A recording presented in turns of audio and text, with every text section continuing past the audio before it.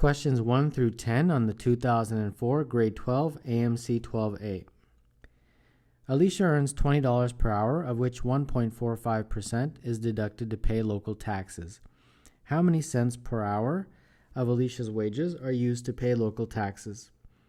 So we have $20 and 1.45% is how much you have to deduct. But first we have to divide this by 100 to get an actual number that we can multiply 20 by. And that would be 0.0145.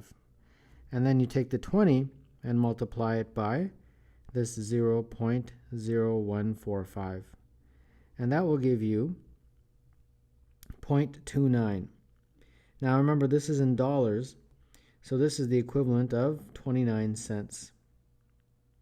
And therefore, number 1, the answer in cents is E. On the AMC 12, each correct answer is worth 6 points. Each incorrect answer is worth 0 points.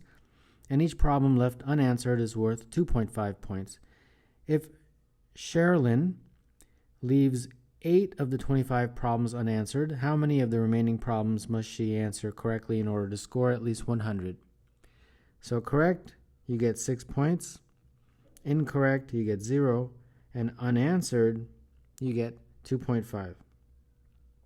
Now they've told you that the unanswered questions are 8 of them. Incorrect, well, it doesn't matter because it won't contribute to our score. They want you to figure out how many did she get correct for her score to be at least 100. So that means that 6 points times x plus 2.5 points times 8 has to be greater than or equal to 100. So 6x plus 20 is greater than or equal to 100, and therefore 6x has to be greater than or equal to 80, and x has to be greater than or equal to 80 divided by 6, which is 13.3 approximately. And since we have to have a number, an integer amount for x, x has to be at least 14. So number 2, the answer is C. For how many ordered pairs of positive integers is x plus 2y equal to 100? So we'll make a little table here, x, y, and our condition is that x plus 2y is equal to 100, and both x and y are positive integers. So when x is 1, if you plug that in, you'll get 49.5 for the value of y. Now, that doesn't satisfy our condition, so this is no good.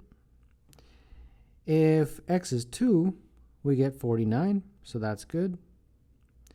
If x is 3, we get 48.5. No good, right? And when x is 4, we get 48, and so on. And if you get all the way down to y is equal to 1, x will have to be 98. So basically what we're doing is we're counting 1 to 49 for values of y. And that would basically mean that there are 49 such ordered pairs. So number 3, the answer is B. Bertha has 6 daughters and no sons. Some of her daughters have 6 daughters, and the rest have none. Bertha has a total of 30 daughters and granddaughters, and no great-granddaughters. How many of Bertha's daughters and granddaughters have no daughters? All right, so here's Bertha up at the top. And initially she has 1, 2, 3, 4, 5, 6. 6 daughters. And each of them has offspring. And we are given a clue. We are told that Bertha has a total of 30 daughters and granddaughters. Well, 6 of them are here. Those are her daughters. And therefore, if 30 is the sum of her daughters and granddaughters, then she must have 30 minus 6, which is 24 granddaughters.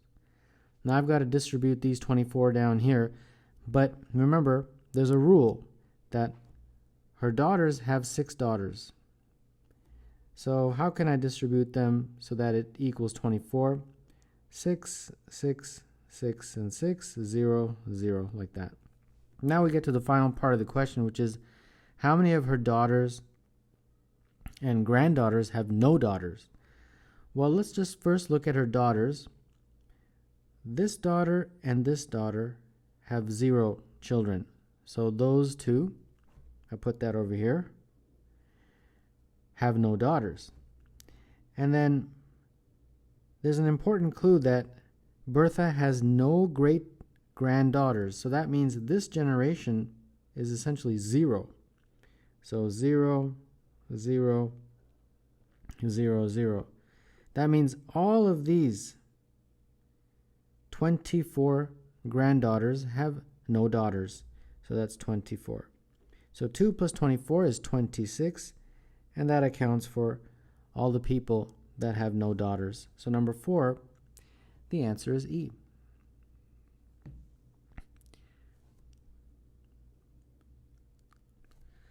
The graph of line y equals mx plus b is shown which of the following is true. So they're talking about m and b here. M is this and that is b. Alright, so our graph is y equals mx plus b. And what is m? Of course, m is the slope. So we'll just use 2 points to figure out the slope. And I'll just use this one right here. So that's approximately 1.80. And I'll use this point here, which is approximately 0.8. All right. So first and foremost, let's figure out the slope, which is rise over run. So that will be the rise, 0 minus 0.8 over 1.8 minus 0. So this is negative 0.8 over 1.8. And this is approximately about negative 0.4. All right, so the key thing here is that m is negative. Now let's figure out our value for b. Y is equal to mx plus b. And we can use any point. Let's just use this point right here. So when y is 0.8 approximately, x is equal to 0. And therefore b is equal to approximately 0.8. So these are just approximate numbers. Now let's get to the heart of the question, which is m times b. We've got 0.4 times 0.8, and therefore this is approximately 0.32. So now let's look at the answer choices. MB is less than negative 1. It doesn't seem like it. MB is between negative 1 and 0. That is indeed the answer choice. All the other ones, 0, it's positive here, positive here. So 5, the answer is B. U, V, W, X, Y, and Z are all given. Which of the following is the largest? All right, so we've got to basically do these subtractions. So let's see what we get. U minus V is basically 2 times 2 to the power 2004 to the power of 2005 minus V, which is 2004 to the power of 2005. And this just looks like 2004 to the power of 2005, like that. All right. V minus W is going to be 2004 to the power of 2005 minus W, which is 2003 times 2004 to the power of 2004. And you're going to have to break this up a little bit. 2004 times 2004 to the power of 2005. And this just looks like 2004 to the power of 2004, like that. And then let's see what we got. W minus X is 2003 times 2004 to the power of 2004 minus x, which is 2 times 2004 to the power of 2004. And this basically looks like 2001 times 2004 to the power of 2004. All right, almost done here. Let's do that on the side. X minus y.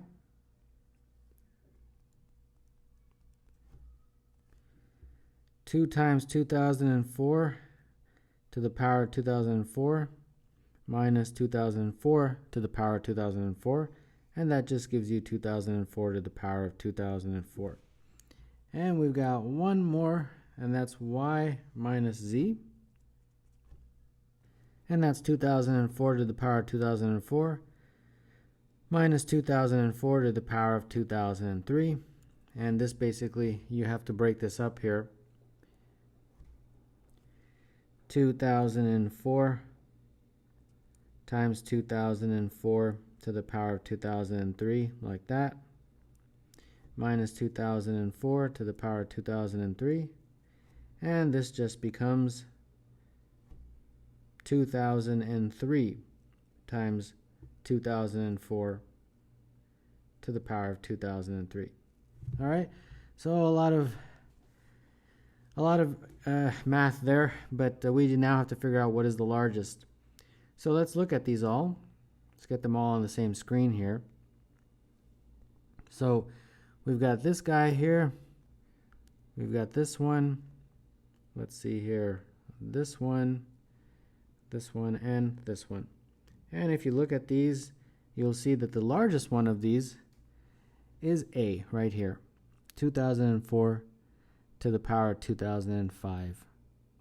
And therefore that makes number 6 A.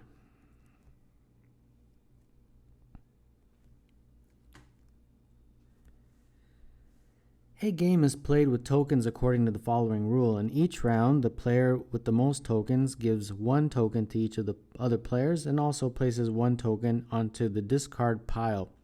The game ends when some player runs out of tokens. Players A, B, and C start with 15, 14, and 13 tokens respectively. How many rounds will there be in the game? So initially, in this game, you have players A, B, and C. And they start with 15, 14, and 13 tokens, correct? And then the total, initially, is 42.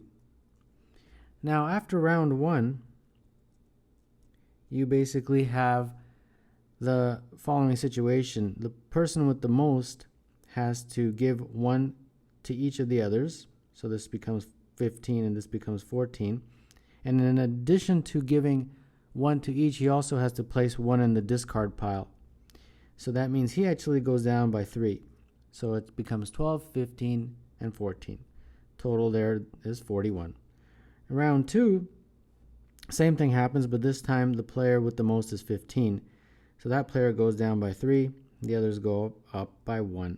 This drops down to 40.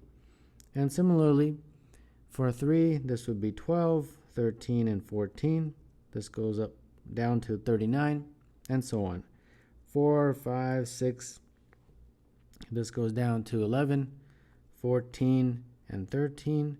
This goes down to 11, 12, and 14. And finally, this goes down to 11, 13, and 12, like that.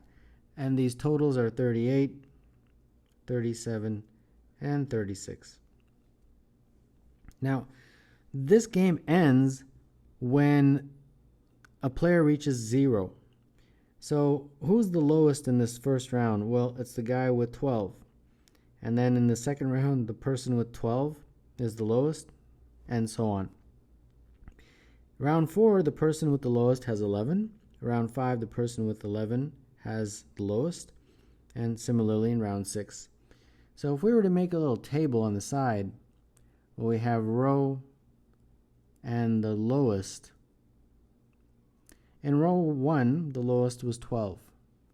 In row 4, the lowest is 11. And we are interested in when is the first time you get to one of those numbers, right? Because that's when the game ends, when you get down to 0. So 10, 9, 8, 7, 6, 5, 4, 3, 2, 1, and 0. We are interested in what row is that? Well, it seems to be that every 3 rows we get down to the next number in terms of the lowest. So this is just basically a counting game at this point. 16, 19, 22, 25, 28, 31, 33, and 37. The 37th row is the first time that somebody will have 0, and when somebody has 0, the game ends. So the number of rounds is 37. 7 therefore is B.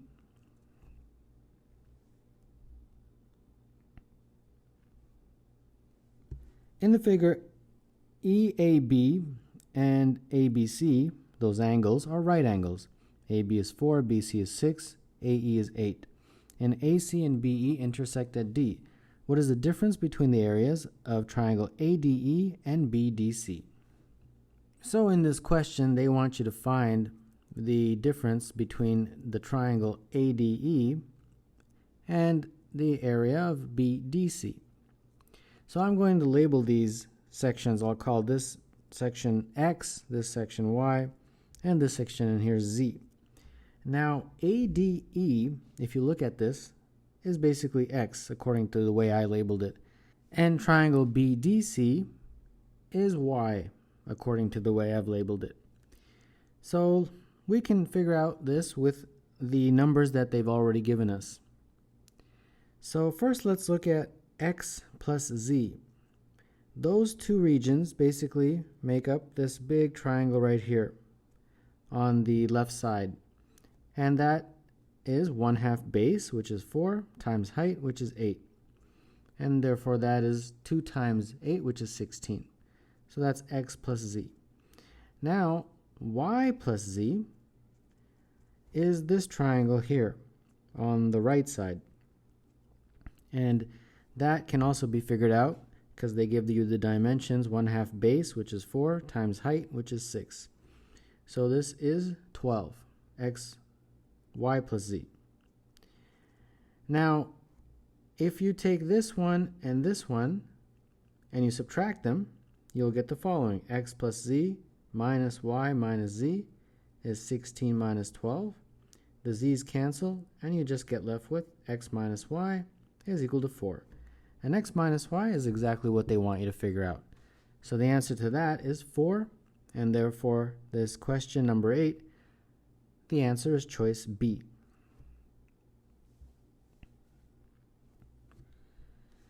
A company sells peanut butter in cylindrical jars. Marketing research suggests that using wider jars will increase sales.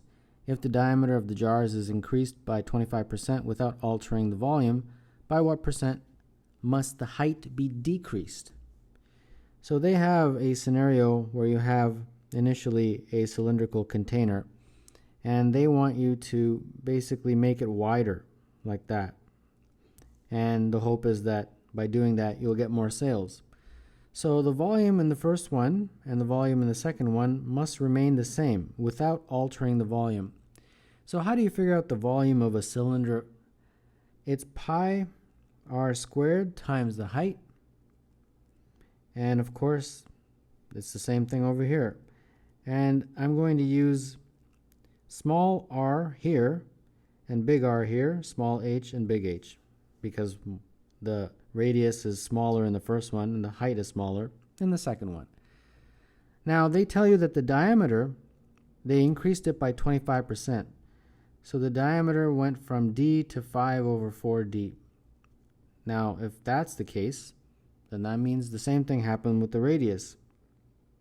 The radius basically goes up by the same because the diameter is equal to 2 times the radius. So that basically means that the big R is equal to 5 over 4 of the small r. All right? So let's plug these numbers in. Pi r squared h, and then pi 5 over 4 r squared, like that. The pi's cancel, so r squared h, and this is 25 over 16 r squared h, like that. The r squareds cancel, so basically we just get h is equal to 25 over 16 h, or you can rearrange it and write 16 over 25 on the other side. So this means that when you went from big H to small h, you reduced it by this factor right here. Small h is 16 over 25h. So I like to just use a number, it makes it easier for me. Say the big H was, let's say 100.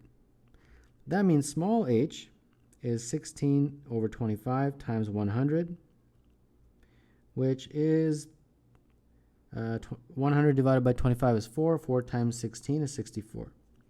So we went from 100 down to 64. And that means that is a decrease of how much in terms of percentage? 36%. By what percent must the height be decreased? So therefore, number 9, the answer is C. The sum of 49 consecutive integers is 7 to the power of 5. What is their median? So 49 consecutive integers would be n plus 1, n plus 2, plus ... all the way until n plus 48, because it's 49 integers. And this is equal to 7 to the power of 5. All right? So adding this, let's look like 49n, and I'm adding all the numbers from 1 to 48. So I use that formula, write it here on the bottom, n times n plus 1 over 2, if you add the sum of n consecutive numbers from 1 to n. So that looks like it'll be 48 times 49 divided by 2 is equal to 7 to the power of 5. And 49n, let's see here, that's 24 times 7 squared. Trying to keep the 7 theme here. You can factor out a 7 to the power of 2, and you'll get n plus 24, like that, is 7 to the power of 5. Okay? So now, 7 squared, divide that by both sides, and you get left with n plus 24 is equal to 7 to the power of 3. And therefore, n is 7 to the power of 3 minus 24. Now, they want you to find the median, right? What is the median? The median is the middle number. In this entire list of 49 numbers, the median would be the middle one. So in 49 numbers, the middle number would be basically the 25th term. And the 25th term in terms of n will be n plus 24. Correct? So we have to find the numerical value of n plus 24. All right, no problem. N plus 24 is equal to, well, n is 7 to the power of 3 minus 24 plus 24. And this just gives you 7 to the power of 3. So it all works out really nicely. So number 10, the answer is C.